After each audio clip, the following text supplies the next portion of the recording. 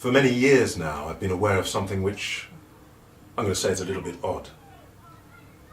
And when I relate this to you, please don't think I'm criticising anybody. I'm not. Just saying what I noticed, because we're all kind of in the same boat. And what I noticed was this, that I might be meeting with singing teachers and, as you would, talk about bits of technique, this, that and the other. And sometimes they talk about breathing, which is a fairly obvious one to actually see. And as they're talking about, yes, because you should breathe in, we're all in agreement really, and this shouldn't move, and da-da-da-da.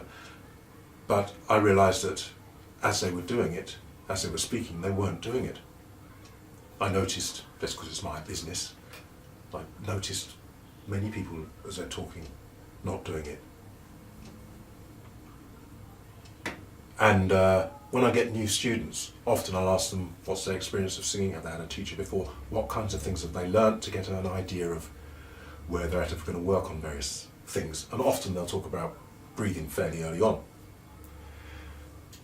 And I'll have already noticed that they're not breathing in the recommended way.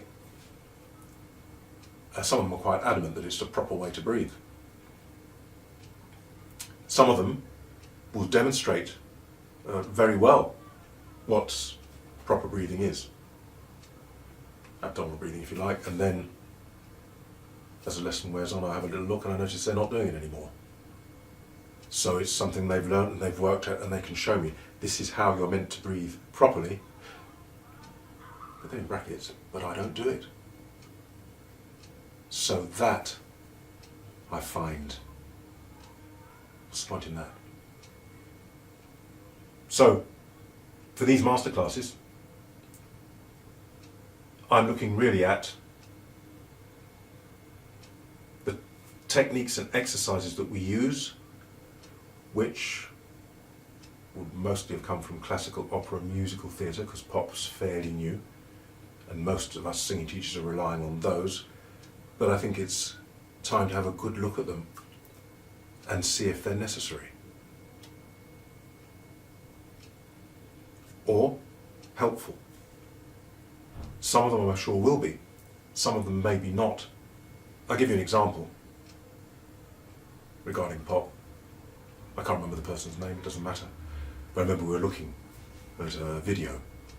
The student wanted to do this song, so we found it and listened to it. I remember sitting there, it's very pleasant actually, very pleasant, I found it. And the guy, I looked at him, he was hunched over his guitar, all curled up, head down, and he just did whatever thing he had to do. He just did whatever thing he had to do. He was kind of light, and his voice was breathy, and there was scarcely any need to support, and he was all hunched up. And I remember then having a realisation, if you like, thinking, dear oh dear, technique-wise.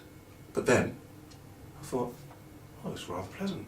I can sit and listen to this, I quite like it. So you understand then, should I go up to them and say, no. Sit up properly so you can support, stand like this, use some nasal resonance so you've got some projection, but there'd be something completely different. So see, what I like is the fact that pop is so varied. What then, out of all these exercises and techniques, can you make use of for your particular style? That's the question. If you can understand what these exercises do, then you can shape things. That's what I'm thinking. And that's what I'm hoping.